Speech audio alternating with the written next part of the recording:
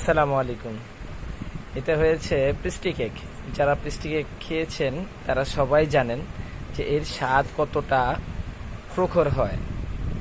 এগুলো বড় বড় রেস্টুরেন্টে অ্যাভেলেবেল পাওয়া যায়। এটা হয়েছে পেস্ট্রি কেকের বেজ। এর মাঝখানে আমরা পেস্ট্রি কেকের ক্রিম দিব এবং স্ট্রবেরি ফিলিং দিব। এই কেকগুলো মাশাআল্লাহ খুবই অসাধারণ হয় খেতে। ইনশাল্লাহ কমপ্লিট হওয়ার পর আমরা আপনাদেরকে দেখাবো।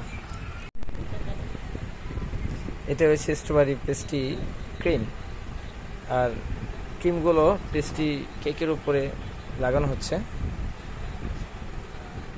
ইনশাল্লাহ আমরা এরপরে স্ট্রবেরি ফিলিং দিব।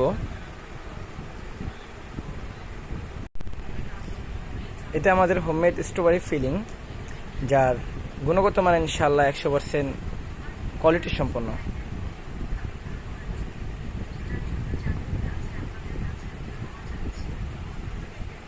আলহামদুলিল্লাহ আমরা স্ট্রবেরি ফিলিং দেওয়া সম্পন্ন করেছি। এরপর ইনশাল্লাহ এটার উপর একটা বেস আসবে।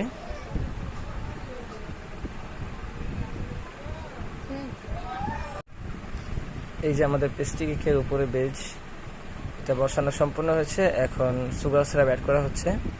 এরপর ইনশাল্লাহ আমরা পেস্ট্রি ক্রিম অ্যাড করব। তারপর ইনশাল্লাহ আপনাদের সামনে আমরা পরিবেশন করব।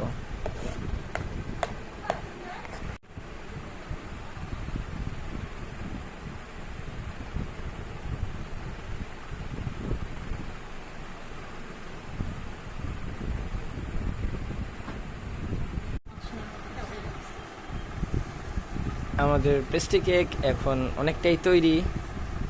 তার উপরে ইনশাল্লাহ আমরা ডেকোরেশন হিসেবে চেরি ফল, যেটা বাস্তবে চেরি ফল এবং সত্যিকারের চেরি ফল, ইনশাল্লাহ অ্যাড করব।